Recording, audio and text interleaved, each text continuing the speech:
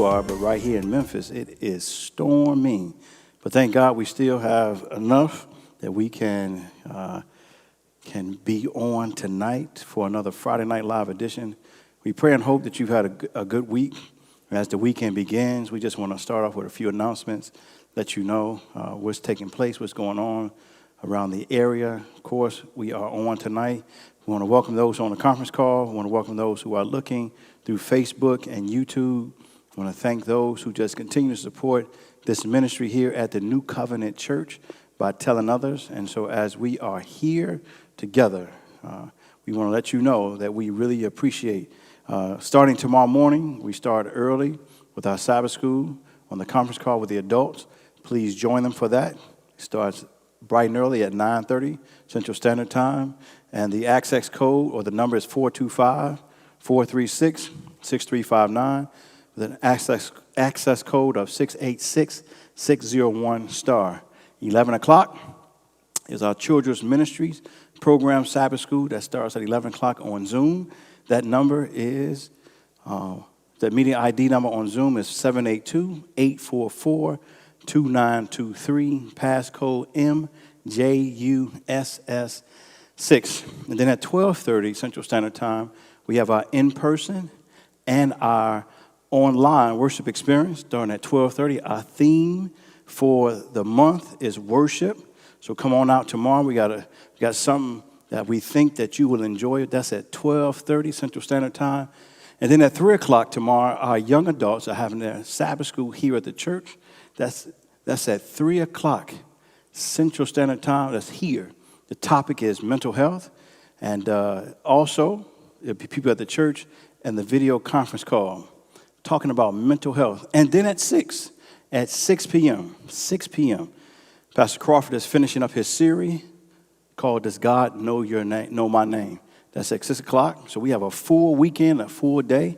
Listen, and it don't stop there. On Sunday morning at 9:30 a.m. is our elders meeting. So elders, please come at 9:30. Then at 11 o'clock is our church board meeting here at the church. And then right after that meeting, we're going to have our evangelism team meeting. So full weekend. And we'll give you off Monday. Also, don't forget, we're doing our sacrificial giving, $25 per week or $100 per month per person. You have been generous, you've been great, and we want you to continue the $25 per week per person or $100 per month. The Lord has blessed us in our project category, so please continue to be faithful. Now, we're going to talk about something tonight, with this Friday Night Live. What we try to do is to talk about real stuff. Tonight is some real stuff. And so I was listening to some pastors talk. And if we don't really get to know people, we don't know what people have gone through, what they've been through, and things of that nature. And so when I was listening to him, Pastor Crawford and I was talking about this particular Friday Night Live. And so we're going to talk about something that most of us don't talk about. Most of us want to sweep under the rug. And most of us just tend to ignore. And so as we pray together, the video kind of gives us a precursor to what's taking place. Then you'll meet our first guest, and then we'll have another video. Then you'll meet our second guest, and then we'll continue that. Remember, if you have questions, we hope that you do. The number to call is 901-930-6215. 901-930-6215. I want you to text in, and put your question so that the question can be answered. All right, let's pray. Father, we thank you for allowing us to be here on this day. Be with us in all that is done and said at this very moment.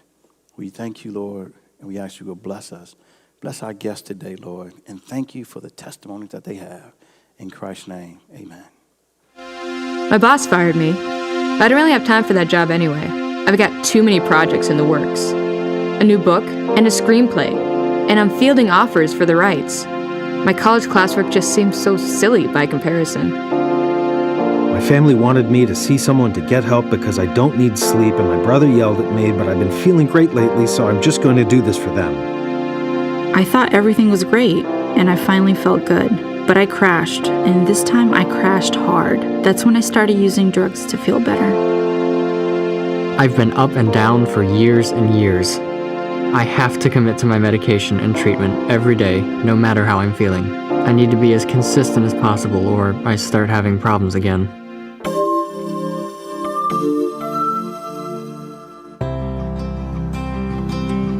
These are the voices of people with bipolar disorder.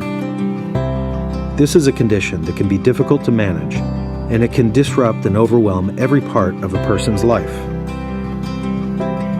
I know one of these voices is mine. During college, I felt fantastic, had tons of energy, and was super productive.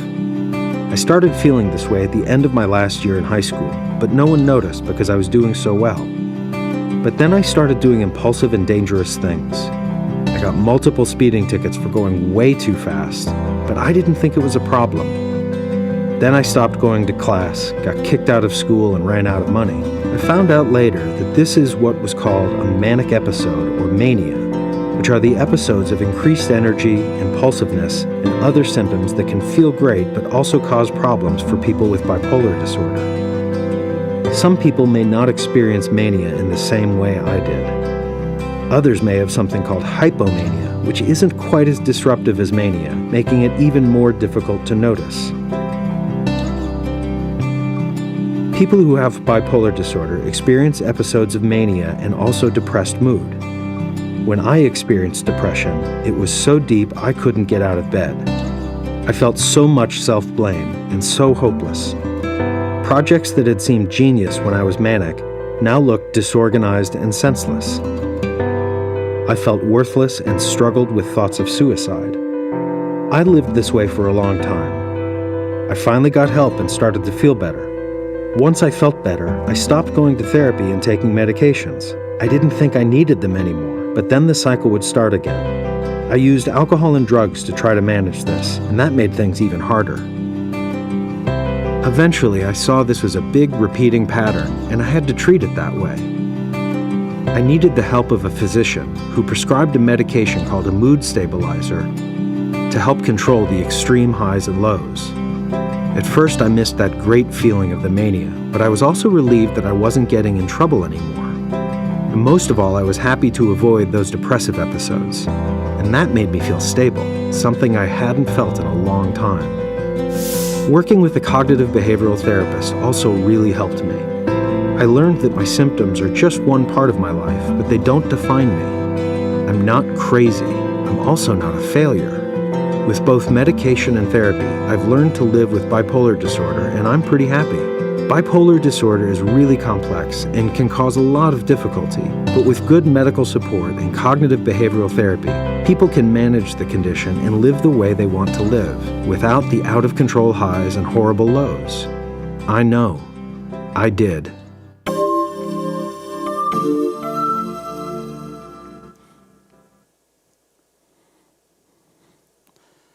All right, y'all, welcome. We have someone here that I've gotten to know since I've come to South Central. I believe we came in together. We started here together.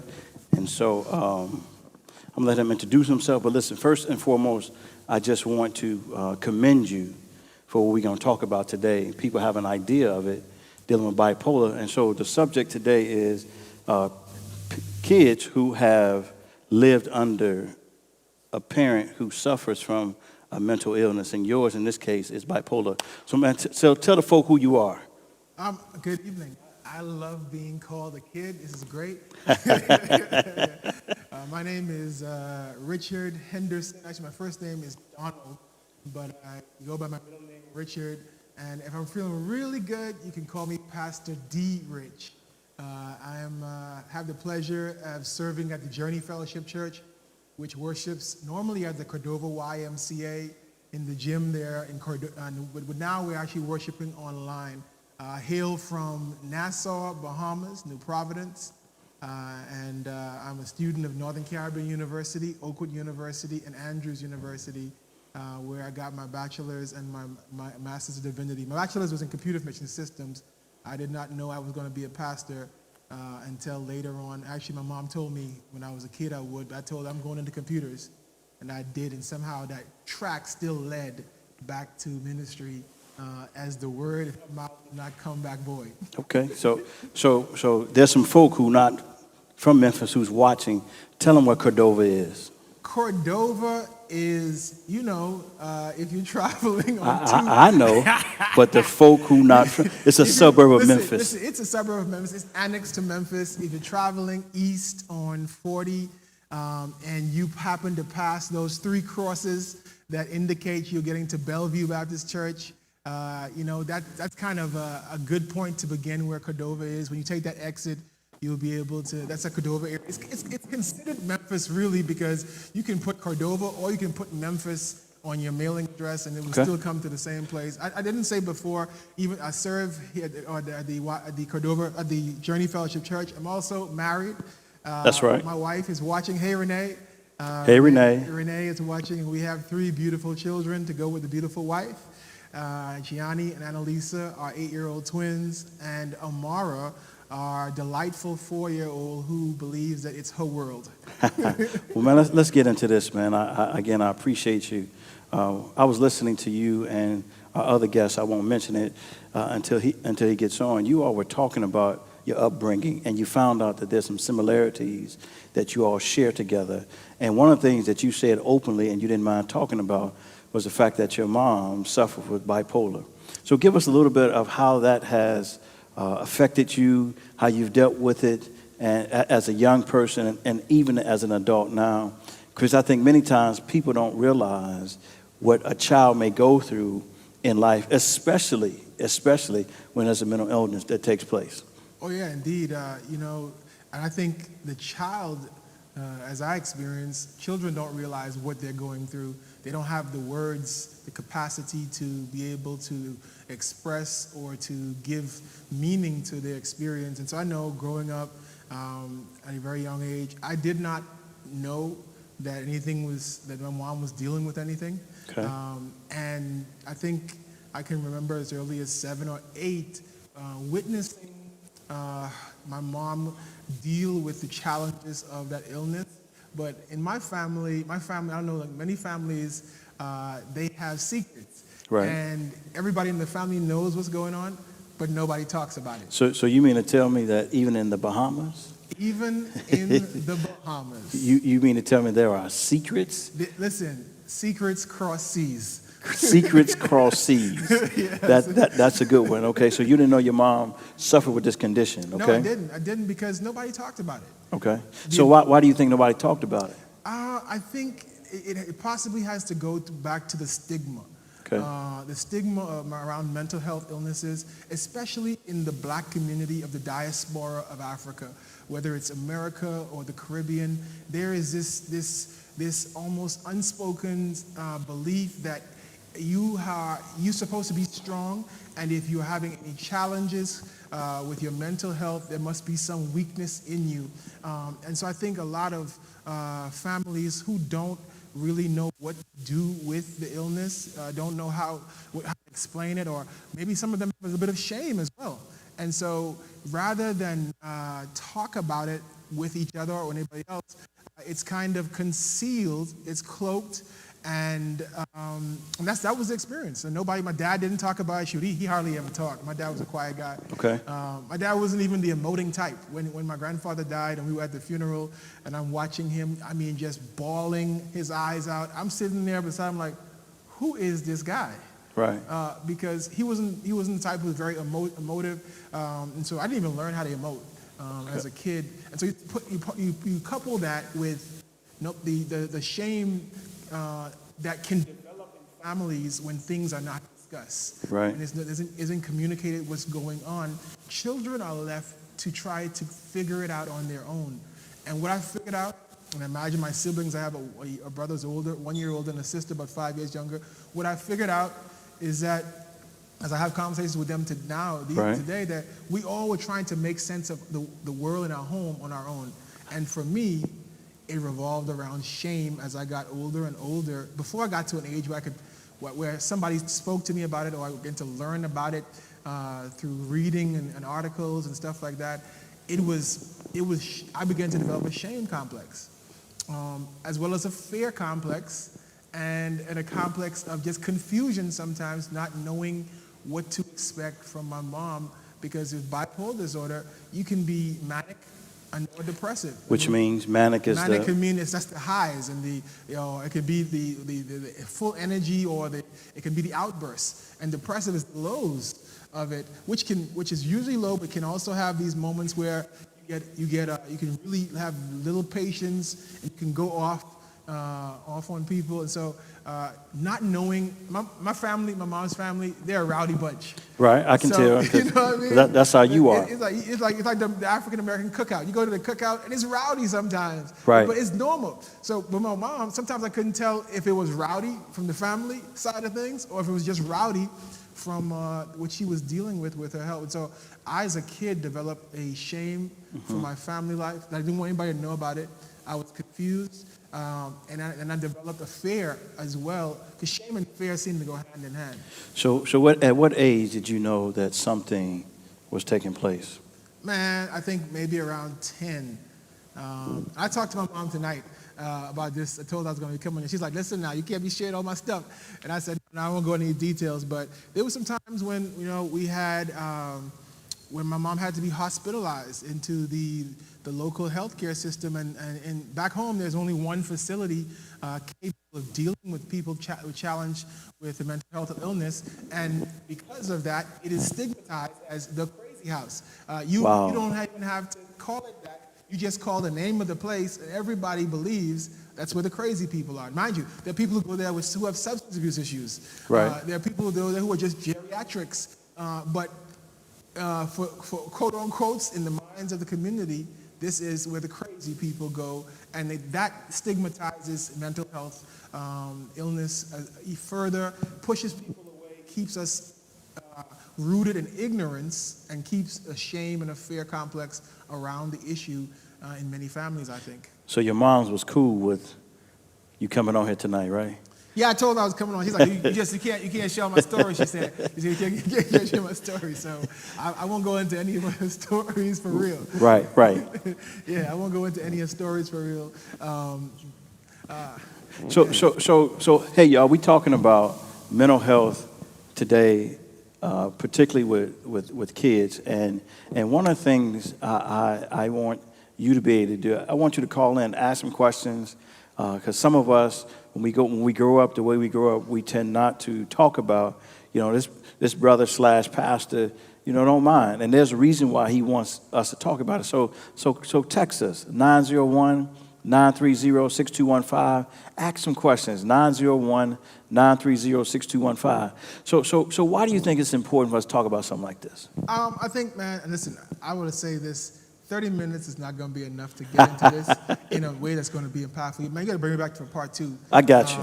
But, I think it's important because the reality is that, in the psychology world, they talk about ACEs.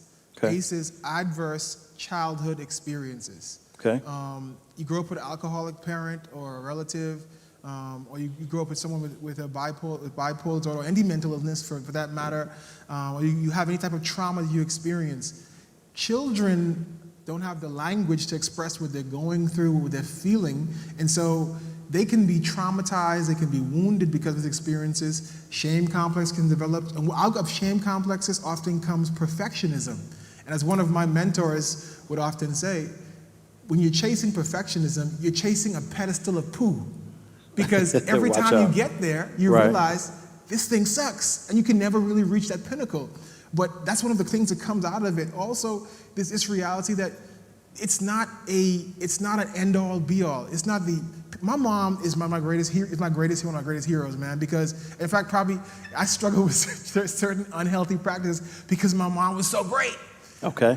With bipolar disorder, she had my brother, and then exactly a year and a day later, she had me. July 13th, my brother, July 14th, 81, wow. 82. While he was 1, I was just being born. It's crazy. And so she had 2 young children. Then we had a sister a few years later, 5 years down the road. And my mom still put herself through school, became a nurse, right? and rose to the level of the highest nursing office in the country. She Really? She loved community nursing in the Caribbean. They do community nursing. They'll go house to house, or people come to your center, the community. But as she moved up, she moved to being the head of a clinic, and then being the liaison between all the clinics and the hospital. And then eventually she moved out of there into public office at the Ministry of Health, which is like the highest health department in our city, in the capital. And she didn't like that as much because she was doing more paperwork than she was doing healing. And this is with bipolar disorder. And so while my mom had these struggles, these challenges, she was able to live a life where she was able to function, where she was able to wake us up every morning for worship, where she was able to do our studies and our tutoring with us. And now the thing is, my mom, because of her illness, she was very rigid in terms of schedules. Okay. My siblings struggled with it. I ate it up. Okay. And I kind of adopted that thing. I assimilated that thing. I absorbed that. I digested that, and it became like second nature for me to plan things, to execute. And academics, with the gifts that God has given me in comprehension, it really set me up to be successful. But in the midst of it all, there was still that ignorance among us as children, even I think my father to a certain degree, of what was going on, the struggles my mom was having, what we could do to support her, the grace we needed to be able to give her, because at times I realized she was not even in control of her own mind. So here's the question. So once everyone knew, what was the next step? I still don't think everybody knows. Like I'm talking about your brothers, your brother and your sister and your father. I still think they struggle with wrapping their mind around the reality, because at times Really? they still struggle. Like when she has, if she has a depressive mode or something like that, and she's down, and she's her episodes will affect her sleep, and she won't be after a few nights she can't function, or she gets irritated. She's very irritable.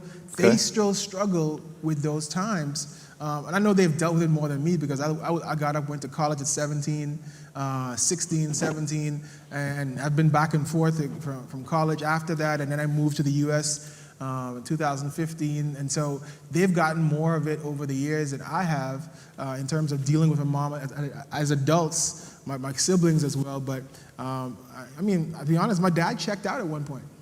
Now, when you say checked out, what does that mean? I mean, he checked out. He left. He went. He was for the streets. Okay. So his way of dealing with it was, Yeah. I'm just going to go into the street. So, Yeah. so how have this affected you? Oh man, everything or just the illness? Because listen, when my dad, when he had those challenges, and it was affecting his spiritual life, it was affecting him as a husband, as a father, that was devastating for me, for my siblings. I was in seminary when that took place, when that started to happen, and for all of us, we were dealing in our own ways. I remember my mom calling me crying, my sister calling me crying, my brother calling me cursing. He's a little different, and it was rough. It was like the foundation had been shaken from under us. And what did I do in response to that? I went back to what I did to cope with it at home. And when I was growing up, I used to put all my efforts in sports and academics to shine a light away from my home and onto me. I never wanted people to find out what was going on in my home with my mom's illness, because I didn't fully understand and grasp it. I was ashamed of it. And I remember there was a kid like 7th, 8th grade. I was at academy, and his mom knew my mom, and they were prayer partners, and they worked together. They were helped serve together in the church. And he said to me, so one day, he's like, man, if you don't do what I say, I'm going to tell everybody your mom went to that place. Ooh. And I just remember freezing in that moment and feeling like this guy has threatened the sanctity of my sanctuary. School was my sanctuary. So you grew up in a religious home. Yeah. Grew up Seventh-day Adventist. Yeah. So how did that part of things affect things? Prayer. I mean, you know what I'm saying? Because I can only imagine someone saying to you all, just pray your way through it. Nobody ever talk to me about what was going on with my mom from the church. Really? Did you think people at the church knew? Some of them knew. Okay. Because my mom had friends, and they knew. Right. I'm sure some of those pastors had become aware at some point in time. Right. Because everything wasn't always good. but nobody ever took us aside. Nobody ever said anything to me. No, there was no involvement from the church. I do believe, though, God was in the midst after all. Because when my mom didn't grow up Adventist. She grew up Anglican. She was searching, and God led her to a Brethren church, and then led her to another church, and then finally she heard the Sabbath message in a Brethren church, and then went to an Adventist crusade. We call them evangelistic meetings, a tent meeting now. And she accepted the Sabbath message and became an Adventist. And she really ate that stuff up, man. I mean, right down to eating the stuff they were trying to feed her. She wanted us to become vegans and vegetarians. Right. And she was buying up all these soy milk in the can and the powder, and we'd be mixing the milk and so I believe that God was in the midst, because I don't think my parents had the tools, the emotional tools, to be able to know how to address or communicate what was going on with my mom's health. To us as children, and even how even as a couple, how to deal with it. But I believe God was in the midst, because between Sabbath school and Pathfinders, and my mom just eating this stuff up, waking us up for Sabbath, for worship. I remember if we were late for worship going to school, we had to sing our hymns and do the stuff in the car. We pull up at the stop sign, and there'd be people just lying off the stop sign, and I'm like, I could just disappear right now. And she wanted us to sing, And so, even in the midst of her illness, man, one thing I can say, my mom taught us about God. Now, I didn't know Jesus for myself growing up, but I knew who Jesus was. And at the time when the time was right, as God's word says, train up a child in the way he should go, when he's old, not depart from it. It was a time when I had an opportunity to choose God for myself. But I had known Christ, about Christ, and then I was able to choose him and get to know him for myself. So we got a question we're gonna put on the screen, man, for you. It says, how has your parenting changed when you think about what you went through? Man, parenting, for those who are parents, there's no manual for this thing. And so you're like winging this. I think most parents, you want to be better than your parents. Right. And you want to not make the same mistakes that they made. But guess what? You find yourself making those same mistakes as you start out. But the more I have, and I'll say this, I have a therapist. I have a therapist. I have a counselor. I've been going to a counselor now for maybe 2 or 3 years. I used to try once in a while in college, just go a little bit, but I really dove into this thing in the last 3 years. The twins are 8, and the baby is 4. I just realized as I interacted with them, at times I would be interacting with them based on the issues from my home. And then I get to evaluate my interactions, and I would see their expression. My wife, we got married. She was like, "We're not beating our kids," and I was like, "What? We're gonna beat them?" I grew up in a house, and you get in trouble, you get beaten. But it's crazy how the pendulum has swung, and I'm like, "We're not beating our kids now," and she's like, "No, we're beating them." But I used to see when I spanked them, and I used to see their faces and stuff, and sometimes I get mad and things weren't cleaned or things weren't put away. I realized it was from my home, and so little by little, God has been, as I've yielded to Him, I've gone to therapy, I've been reading books about parenting, and I've thought about my home life. I began to question a lot of the things that my mom did and that I absorbed, and what I really want for them. And so I tell you, I messed up a lot more than I wanted to, in parenting. But I've seen God begin to open my eyes to, when He opens my eyes to my own childhood wounds, it helps me to better minister to them. And it's a journey. I'm growing in this. I remember just quickly, my son. I'm from a mindset of, if it has to get done, do it. When I was like 4 or 5. The rigidness. Yeah. Right. Yeah. You said what? The rigidness from your mom. Yes. So and my mom is like bipolar daughter, and she's successful. So I'm like, I don't care if I'm tired, sick, whatever, I'm going to go. And I almost killed myself in seminary trying to get out there in 2 calendar years, taking 16 graduate credits, working 20 hours, 12 graduate credits every summer, and telling myself anything lower than an A- is a failure. And dying out there. I made a B+ because I gave up this last class. But I'm struggling still. Listen, I remember, if it has to be done, you do it. When I was 5, I was sick. I had breathing problems. They didn't know what was going on. They said they had to do the spinal tap. You know what that is? They have to go into your spine and draw fluid. 'Cause Right. they didn't know what I had. And my dad told him he would hold me down. Wrong. Even at 5, he couldn't hold me down. I still remember that terrifying experience of him trying to hold me down, the orderlies trying to hold me down, and them putting that thing and I just blank out. The memory's gone. Right. And my son, like last year, or maybe last year, beginning of COVID, we were trying to put some eye drops in his eye because the brother has a thing from his mother where he has allergies. And so when allergy time comes out, he wants to play outside, but his eyes puffs up so he look like he's been in a boxing match with Muhammad Ali. Right. And so we're like, dude, you got to take these eye drops. No, I'm not taking these eye drops. And we're like, all right, it's got to be done. Hold him down, we're going to do it. But then something just spoke to me and said, there's another way. If he doesn't want to take it, you can give him the option that he can't go outside. But normally, I would have just gone with, go do it. Right. But I stopped. My father-in-law was helping me. My wife was helping me. I was like, everybody stop. This is what happened. I was like, stop. He's not comfortable. He's afraid. If he doesn't want to do it, we're going to give him another option. And I began to realize a lot of times I didn't have options. So it's a change in your parenting. Yeah. Yeah, which is a good thing. And, it's not just me. I was also been reading a book called Forgiving Our Parents, Forgiving Ourselves, How Adult Children from Dysfunctional Families Can Find Healing.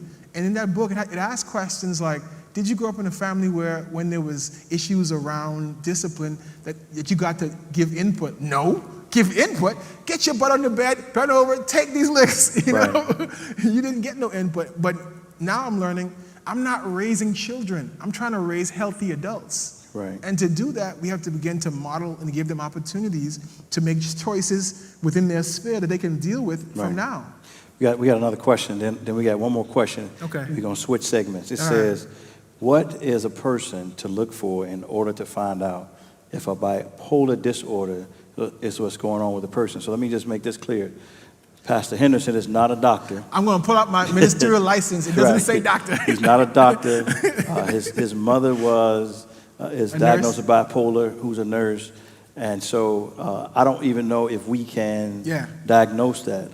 If I would suggest if you think there's a problem with someone, then you need to contact the local mental health agency and tell them what's going on. Yeah, it's like when you're running in the Olympics, and you start off the race. When you get the first time around, you need to stay in your lane. Right. If you go in your lane, you're disqualified. I try to stay in my lane. You know what I mean?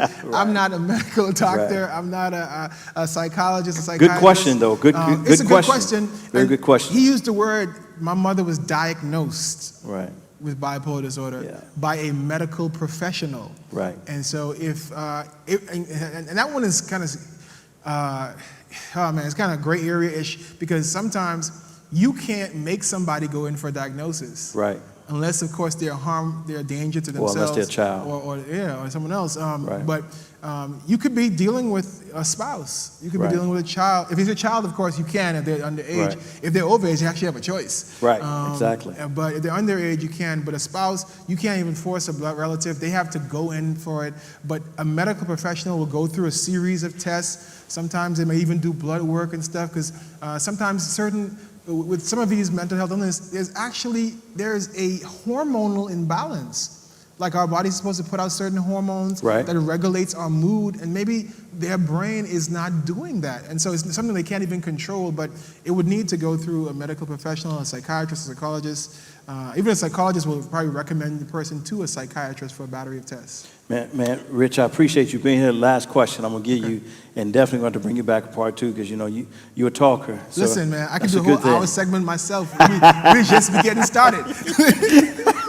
We might have to do that. So here's the last question.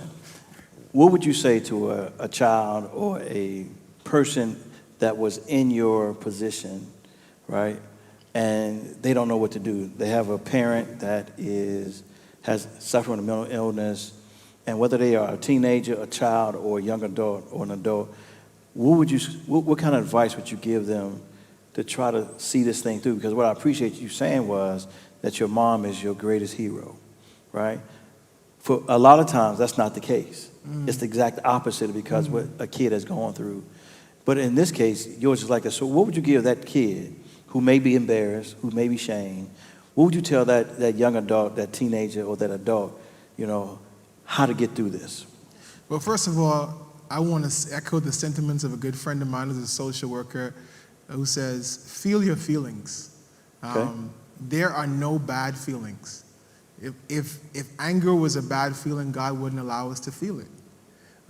Shame, embarrassment, heartache, joy, there are no bad feelings. So feel your feelings, what you're going through, if you're feeling that way. One of the things I wish I had when I was growing up is someone to talk to. So I don't know if there's a trusted counselor at your school, a teacher, if there is an adult, an older family member, a pastor, or a spiritual leader, someone you could talk to that you feel safe, you can share how you're feeling and in confidence be able to talk about what you're going through, because it helps for children to have that support. Yes.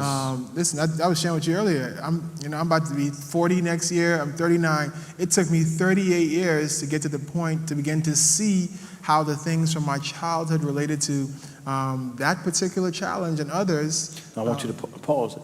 It took 38 years. 38 years. For you to realize. Yeah. So for 1 year, you've been reinventing yourself. I'm telling you, I'm like the man at the pool of Bethesda. For 38 years, he'd been in that position. That's right. And Jesus came and said, That's Richard. profound. That's profound. Yeah, Jesus said, Richard, get up and walk. And it's not too late. And yeah, it's not too late. I was probably saying, but Lord, I'm just struggling with this. He's like, get up and walk.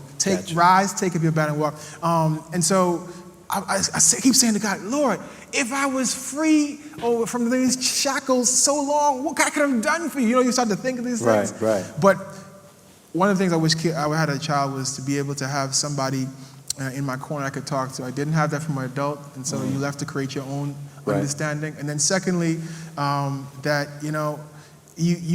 this will not be the end of you. This not have to define who you are. Good point.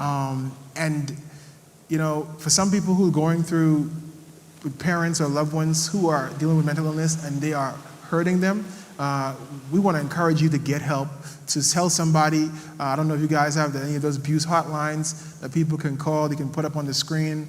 Maybe we can put it on when the other guest comes on. But call somebody, get help, because we don't want to keep kids in that environment.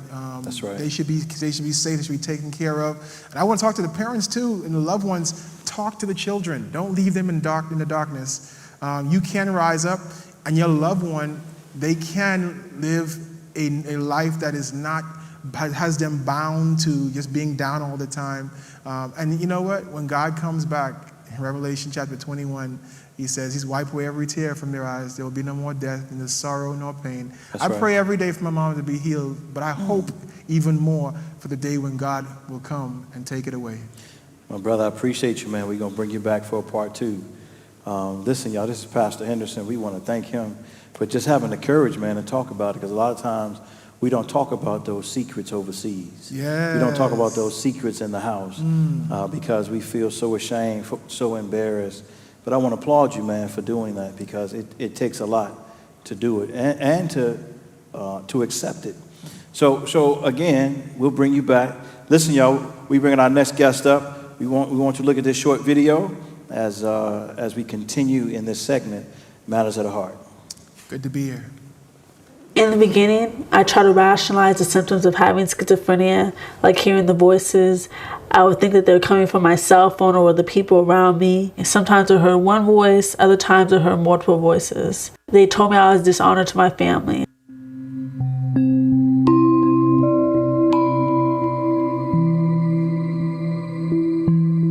The symptoms got progressively worse during my years in college. Eventually, I just couldn't handle it anymore. I lost interest in school. I couldn't focus on my classwork or my assignments, and I dropped out of school. I learned of my diagnosis through an unfortunate crime I committed while experiencing psychosis. I was very confused and afraid at the time. I'd actually stolen a military truck from the airport and was arrested for that crime. While in jail, I stopped eating, drinking, speaking, living. The symptoms got progressively worse, and they didn't know what was wrong with me at first. Initially, I did not know that I had schizophrenia, so I refused to take the medication. I was in denial. I didn't have any insight. While I was in jail and I wasn't cooperating with my attorney, they had me take a competency test, which I failed. So later on, I got committed to a state hospital where they diagnosed me. I'm able to talk about it now because it's in the past, and I know that I've survived it, and I'm coping with it and continuously working on my recovery. And I talk about it a lot just to share my story with other people so that they know that they can recover as well. Society views schizophrenia as a person having a split personality or a person who is extremely violent or dangerous. Those stereotypes really bother me because I don't look at myself as a violent person. I don't have a split personality.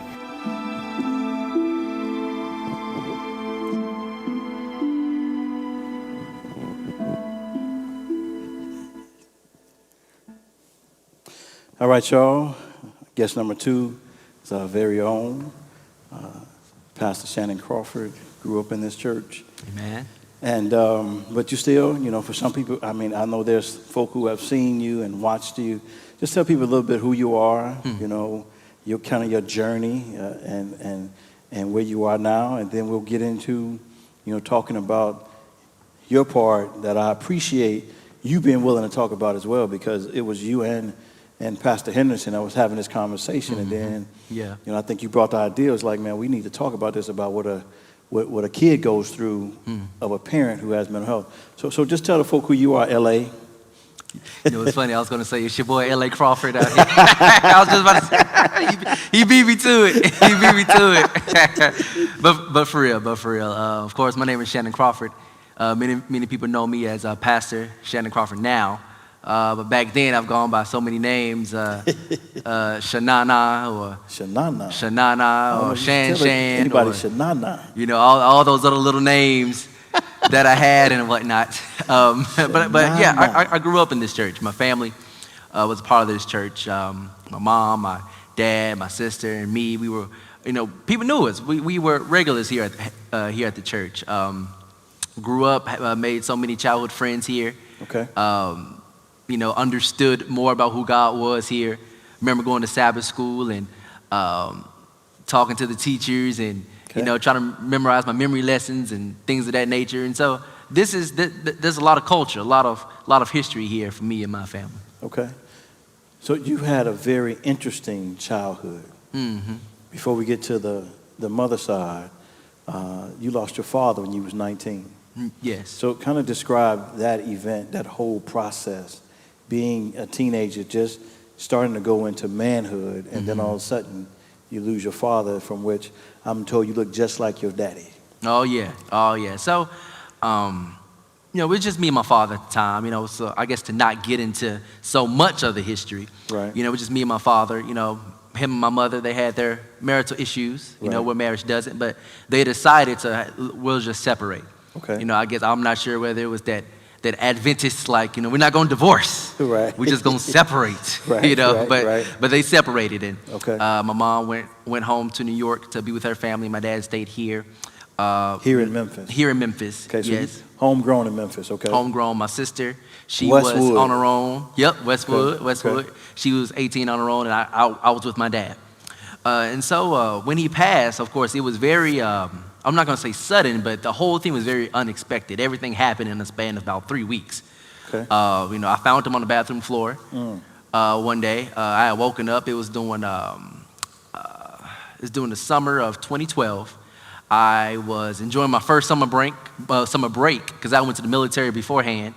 So 2012, you was how old? 2012, I was 19. Okay. 19. Okay. So I finished my spring semester. This is the summertime, and I wake up. Usually he's gone for work, but I heard something. I go in there, I find him unconscious. Of course, he got admitted to the hospital. The doctor said that he had a hemorrhage stroke. So they described it as him bleeding into the stroke. However, that looks like. Wow. That's how bad it was. Okay. But he held on. Surprisingly, he held on because I believe he was unconscious probably for maybe an hour or two. Really? Before I was even able to wake up and see. But he held on for 3 weeks. And he started to show signs of improvement, but then, eventually he succumbed to the stroke, and then he passed. Okay. Wow, that in itself, I mean, I can picture it, by your description, man. And I think one of the things that people don't realize is what people go through. We spend so much time at church with surface relationships. We don't really know what individuals are going through to get a better understanding of who they are. Because we typically judge people based on what we see, not knowing what they've been through that has brought them to this point. So now you're 19, and now you're getting a little older, and there's something about your mom that's a little different. Yes. And she has a mental challenge, mental health issue of paranoid schizophrenia. Now describe that for the folk who may be listening. Well, schizophrenia can occur in 3 different ways. My mother, she has the paranoid form. Okay. And in the paranoid form, you are, of course, paranoid of a lot of different things. For some, they hear voices. Okay. They have hallucinations. Okay. They always think someone is trying to persecute them. Okay. Or trying to attack them or have it out for them. So they always are in a protective mindset. Right. And this can be, of course, very hard to live with because you're dealing with someone who's constantly feeling as if they can't trust people. They can't trust the places that they're going. Wow. They can't trust doctors. Okay. Can't trust therapists. Don't trust hospitals.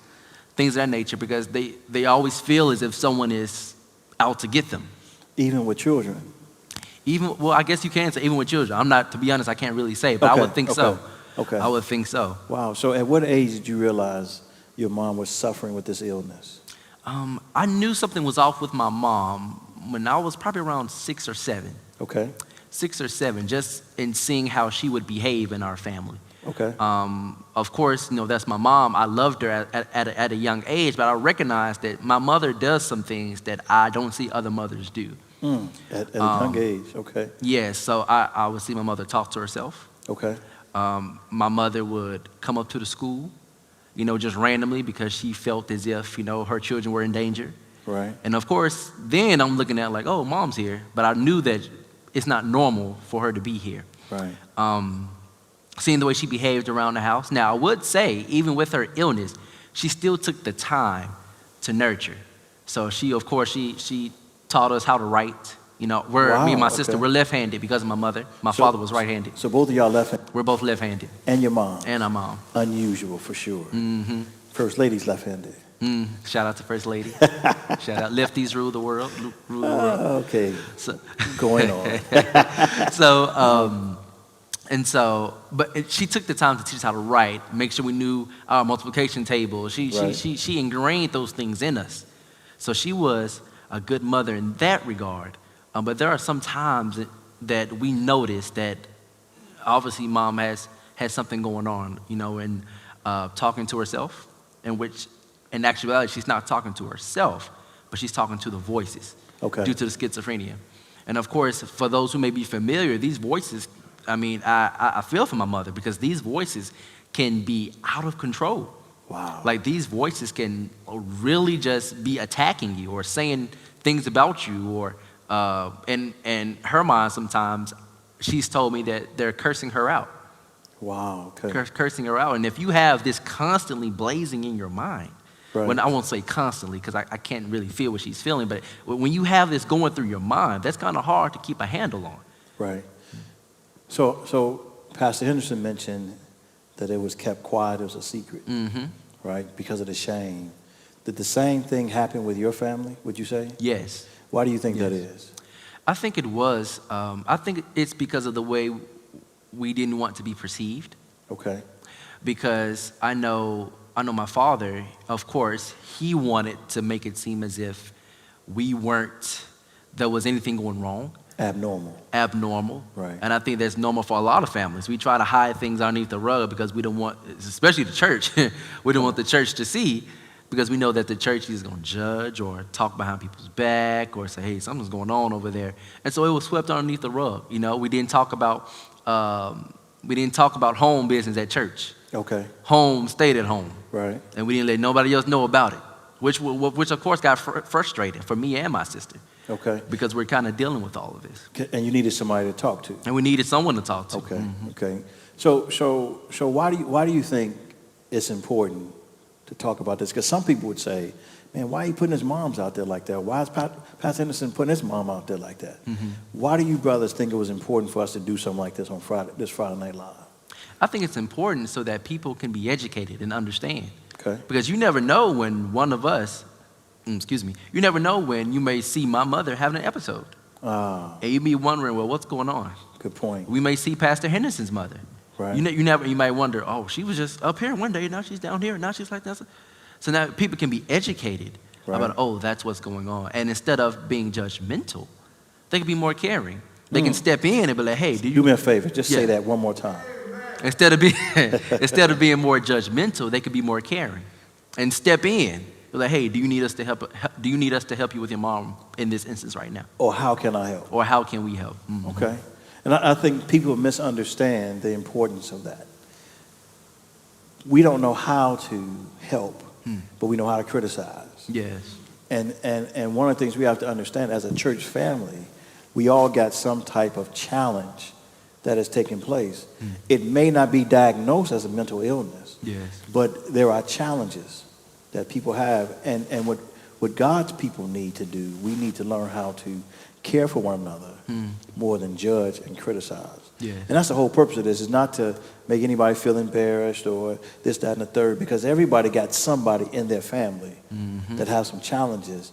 And the longer we keep this stuff under wrap, yes, to me, the more distance we become in a relationship. So how would you say this affected your childhood? Oh, man. Well, I would say for my childhood, for me, I got the back end of it. You got the back end of it? The back end of it. Okay. And what I do you mean by that is Okay. because I was so young, Okay. I didn't fully understand kind of how it was affecting me.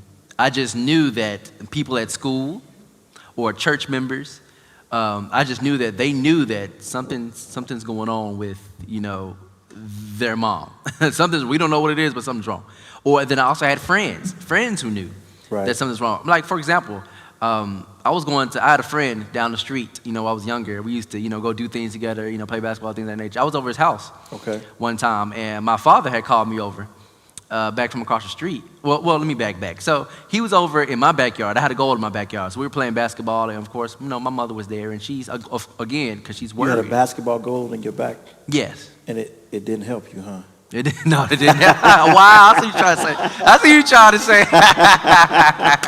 Okay, we can do one-on-one. We can do one-on-one when the Sabbath is over. We'll do that. When the Sabbath is over. We was at the men's retreat. I saw you, but go ahead. I'm sorry. So we were playing, and my mother was there, of course, because of her nature. She's concerned. She's worried. She's always, trying to figure out, making sure nothing's happening. And so we went over his house. We were talking to friends over at his house, and my father called me over. And I was like, man, I wonder why my dad's calling me over. And my friend, he did like a little side joke. He was like, I know why. I said, why? He said, because your mama crazy. That's exactly how he did it. And I didn't understand what he was trying to say at first. Right. Because I was in a young age. But then as I thought about it more, I was like, wow. I see exactly what he's saying because something's going on with my mom. Listen, man, that has to be tough because kids can be so cruel, not realizing how cruel they are. So let's transition, man. You 28 now, and one of the things I applaud you and I encourage you all the time is how you take care of your moms. Tell us how that is, because right now you at a point where you take care of your mom. You haven't deserted her. Yeah. You all live together. You bring her to church, and I see you tenderly watching over her. And I've been part of the conversation, I've witnessed when you've been with me and how many times your mom's called, right? Yes. But tell us, as an adult male now, who's taking care of his mother, what made you decide, I'm going to do this, instead of putting her in a home somewhere? Well, in all honesty, when she decided to move back to Memphis, of course, she had no place to stay. It was a erratic move, if I can put it that way. She just came. Okay. And me nor my sister was prepared. Part of the condition? Part of the condition. Right. We weren't prepared. We was like, well, where she's going to stay? What are we going to do? And so I said, well, because she used to live in this house at one point, I can't just turn her away. So we decided to, okay, she come back home. And since she's been home, she's been living with me for about almost 10 9 to 10 years now. And so I've had to learn myself just how to be considerate and understandable to her needs. Because at first, of course, it wasn't all roses. You know, of course, I was used to being on my own. Right. I'm used to taking care of myself, doing things that I need to do, and now I have to kind of not just look after my needs, I have to look after hers as well. And so now we're, I guess, on this journey with me now as an adult being able to understand, wow, these are her symptoms. Like, as a child, I didn't fully understand, but now I'm understanding and how much it affected the family. Like my dad, my sister, me, all in different ways. How would you say it affected you? It affected me. It was basically a shock. Okay. Like, you have memories, but now that it's back present time, you're like, wow. Okay. Like, my mother is, talking to herself because she's talking to the voices. It's hard for her to sleep because of the voices. She thinks people are outside. She thinks someone's trying to get in the house. She thinks all these things, and I have to kind of try to calm her down. Like, hey, Mom, it's time to go to sleep. Okay. Hey, Mom, it's time to take your medicine. Mom, it's time for you to, kind of calm down. And I'm able to do that because, like I mentioned earlier, I only got the back half of it. Gotcha. Now, my sister, she got all of it, especially in her teens. Right. She got all of it, every little bit. And it affected her in a way that it's so hard because all of us, again, me, my dad, sister, all had different effects from it. Right. And so it's hard, but we deal with it the best way we can. Right. And so either I take it to the doctor. I'm learning how to, speak for her. Okay. Check her medications. Okay. Making sure that her appointments are on time. We alternate back and forth. It's just all You and your these things. sister? Me and my sister. Okay. And so we've had to learn how to take care of a whole nother person. To an adult. Because that's exactly what it is, being a parent to an adult. And it's difficult. And you don't have any kids that you know of? Mm-mm. Okay. Oh, I know I don't. No, I know I don't. I know I don't. Don't let them fool y'all. I know I don't. I know I don't. Hey, Pastor Richardson with me. I know. Okay. We got a question coming up. Listen, you have a question for us. The number is 901-930-6215. 901-930-6215. We're going to ask this question first. It says, what is your greatest challenge at this time? My greatest challenge? The greatest challenge at this time is being able to care for all her needs. Okay. Here's what I mean by that. I can care for the medical. Okay. Make sure she takes her medicine. Right. The appointments we do.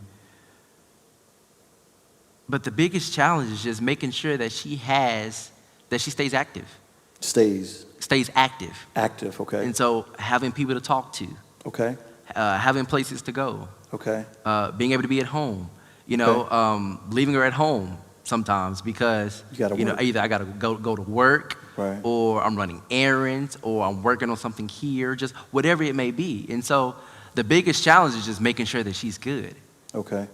So looking into nurses or anybody that can kind of just be able to sit with her from time to time, things like that. And then also, this is, I guess, a two-parter, the emotional challenge, because it's hard, again, seeing your parent that way. It's hard, being the child. Listen what he just said. Say it again. It's what? It's hard seeing your parent that way. Right. It's hard being the child, having to speak in a way, in an authoritative type of way to your parent. Because of you want to be respectful, right? But at the same time, I have to do this for their good. Right. I have to prevent them from opening the door in the middle of the night because they have the tendency of leaving it open.